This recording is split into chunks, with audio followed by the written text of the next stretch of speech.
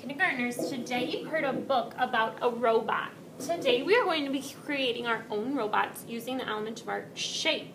So at the drive-thru, what you need to grab is a big piece of white paper. At your table seats, you will find some tracers. These are all different shapes to trace. To trace means my pencil goes around the edge to give that shape a great big hug.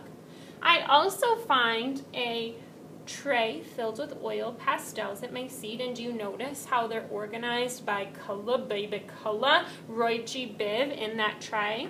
We're going to try our best to keep the colors organized in the tray.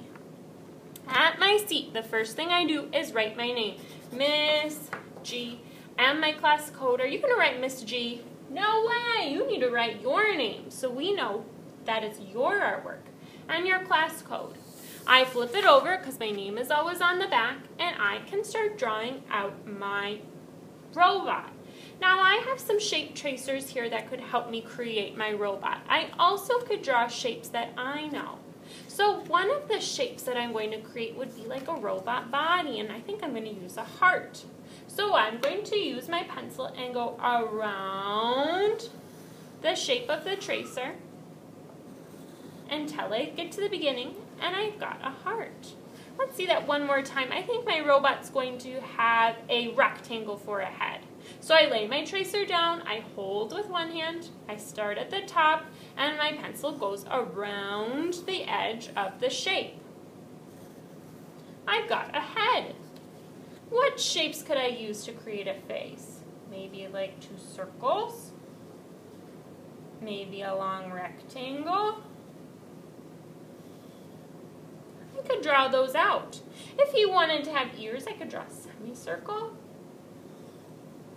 Okay, those things I don't have for a tracer, but I know how to draw those things out. My next part, I might think about, how does my robot get around?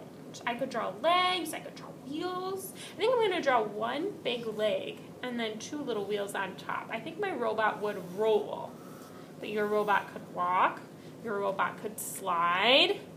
Now to make something that rolls, I need some wheels. Two little circles at the bottom. What about maybe hands or arms for my robot?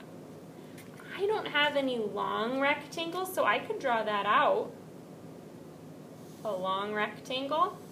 And maybe like a crescent for his hand or her hand.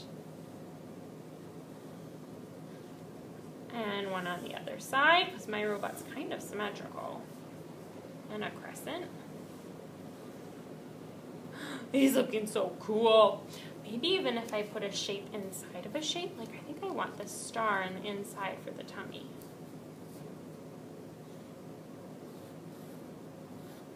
You are going to create a robot by tracing shapes. When all your shapes are traced out, you're going to use oil pastel to trace again. So with an oil pastel, I'm going to go slow like a turtle over those pencil lines to retrace what I see.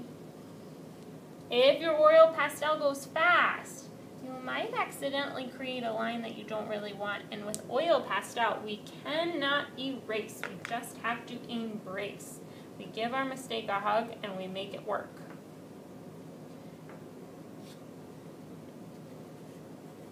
I'm going to trace all of my pencil lines with oil pastel.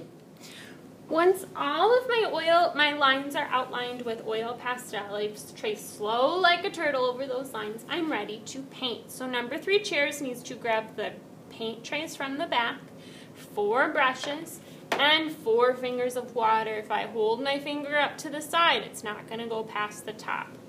To get my paint wet, I dip my brush in the cup, and I swipe on the paint. Dip and swipe. I'm going to try my best to paint in those shapes with my ballerina brush. I'm not going to paint outside the shape, just on the inside with my robot to give him some color, baby, color.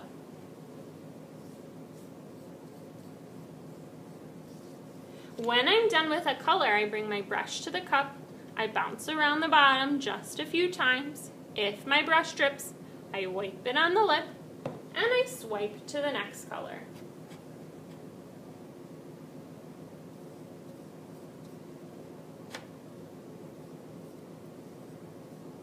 Ballerina toes to fill in my shape. Careful, careful, good craftsmanship. If my brush gets dry, it's thirsty, it needs more paint, I just dip and swipe again.